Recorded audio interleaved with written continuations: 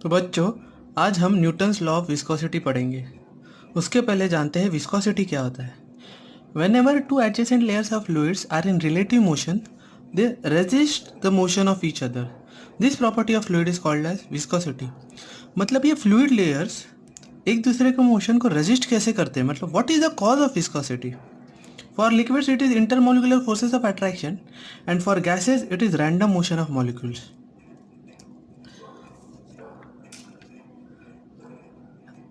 अभी यहाँ पे देखिए, ये जो लिक्विड के मॉलिक्यूल्स है इनके बीच में इंटरमोलिकुलर फोर्सेस ऑफ अट्रैक्शन की वजह से विस्कोसिटी रहता है, और इन गैसेस मॉलिक्यूल्स तो स्प्रेड आउट होते हैं, तो ये मॉलिक्यूल्स के रैंडम मोशन के वजह से ये कोलाइड होते हैं। कोलाइड होने की वजह से इनका मोशन रेजिस्ट हो जाता है, जिसके वजह से विस्कोसिटी होता है।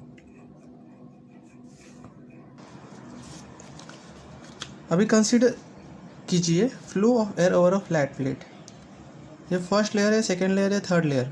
ओके, तो फर्स्ट लेयर जो है वो इस प्लेट से अटैच हो जाएगा, और अगर ये प्लेट स्टेशनरी है तो इसकी भी वेलोसिटी 0 हो जाएगी due to no slip condition. ये फर्स्ट लेयर सेकेंड लेयर के मोशन को रजिस्ट करेगा, similarly second layer third layer का, और थर्ड लेयर फोर्थ लेयर का। तो प्रोफाइल ऐसा बन जाएगा। फर्स्ट लेयर का 0 वेलोसिटी, फिर थोड़ी ज़्यादा, उससे ज़्यादा, से ज़्यादा। ठीक है, अभी हम न्यूटन्स लॉ ऑफ विस्कोसिटी देखते हैं। According to this law, the shear stress on a layer at a distance y from the wall is directly proportional to the velocity gradient perpendicular to the direction of flow और the rate of angular deformation. मतलब इस law की मदद से shear stress on any of the layer निकाला जा सकता है। ठीक है,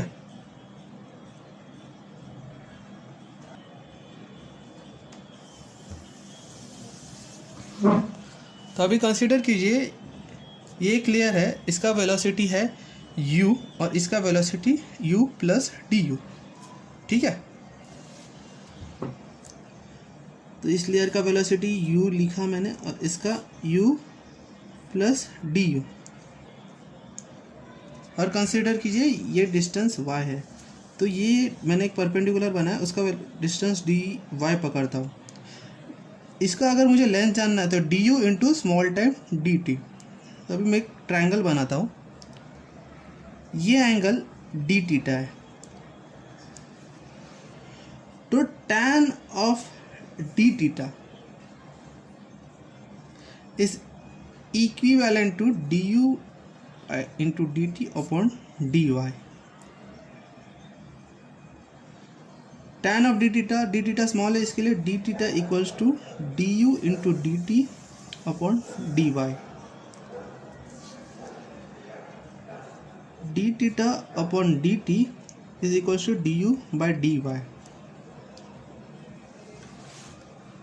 So according to this law, the shear stress is directly proportional to velocity gradient और rate of angular deformation। तो ये है rate of angular deformation और ये है velocity gradient perpendicular to the direction of flow। मतलब du is relative velocity between any two fluid layers and dy is the distance between that two layers। ठीक है, तो ऐसा लिख सकते हैं, shear stress is directly proportional to d u by d y, और shear stress is directly proportional to d theta by d t. तो shear stress is equal to mu d u by d y, where mu is constant. इस constant को हम viscosity कहते हैं। Viscosity का unit क्या रहेगा, इसका ये स्ट्रेस है तो न्यूटन पर मीटर स्क्वायर, इसका मीटर पर सेकेंड वेलोसिटी है, और ये हाइट है, इसके लिए इसका मीटर। तो विस्कोसिटी का ऐसा यूनिट इज न्यूटन सेकेंड पर मीटर स्क्वायर।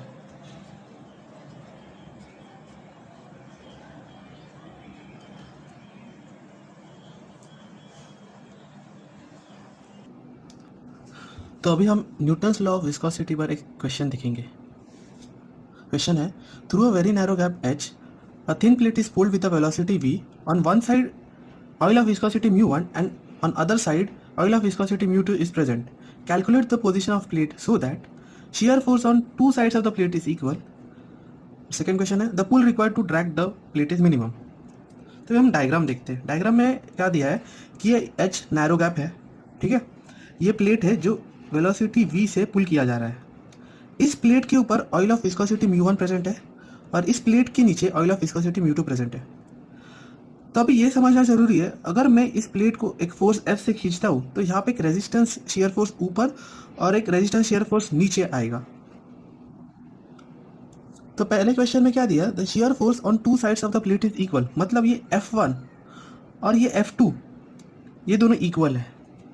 मतलब हम क्या करेंगे, अगर मुझे F1 मिल गया और F2 मिल गया तो हम उन दोनों को इक्वेट करेंगे और उसके हिसाब से पोजीशन ऑफ द प्लेट निकालेंगे, ठीक है.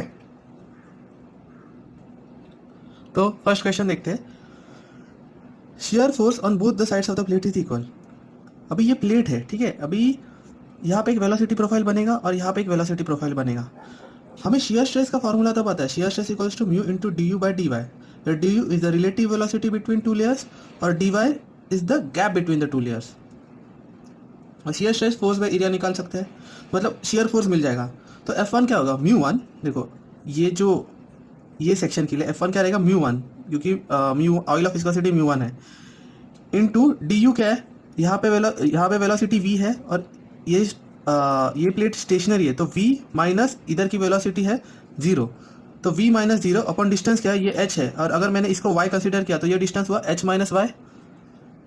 तो F1 equals to mu one into v minus 0 upon h minus y into area जो एरिया ऑफ द प्लेट रहेगा, ठीक है.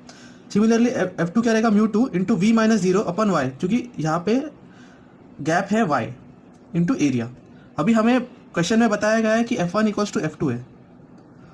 तो F1 मैंने यहाँ लिखा mu one into v upon h minus y into A और F2 मैंने लिखा mu two into v upon y into A.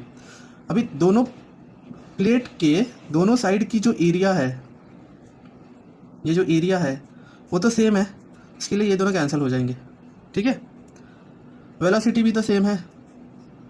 अभी बस यहाँ से मुझे y का वैल्यू मिल जाए तो मुझे पोजीशन ऑफ द प्लेट पता चल जाएगी. और हमारा आप ये सॉल्व करके देखिए अगर आपको ये आंसर आ रहा है क्या. y equals to mu two into h upon mu one plus mu two. तो क्वेश्चन का सेकेंड पार्ट में पूछा गया है, calculate the position of the plate such that the pull required to drag the plate is minimum. मैं फोर्स F से इस plate को पुल कर रहा हूँ, ठीक है. शेयर फोर्स F1 और शेयर फोर्स F2 या रेजिस्टेंस शेयर फोर्स है, तो force F will be equal to F1 plus F2. Now for the force to be minimum dF by d y should be equal to 0. मतलब मैं differentiate कर रहा हूँ with respect to Y.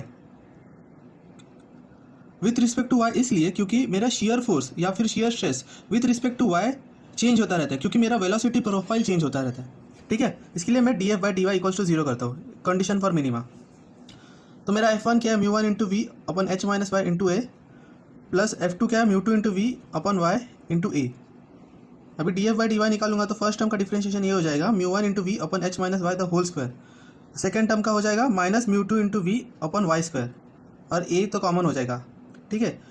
Differentiate करने के बाद इसको इक्वेट करो 0 के साथ और वेरीफाई करो y equals to h upon 1 plus root of mu one by mu two answer आता है क्या. ये पोजीशन ऑफ द प्लेट रहेगी.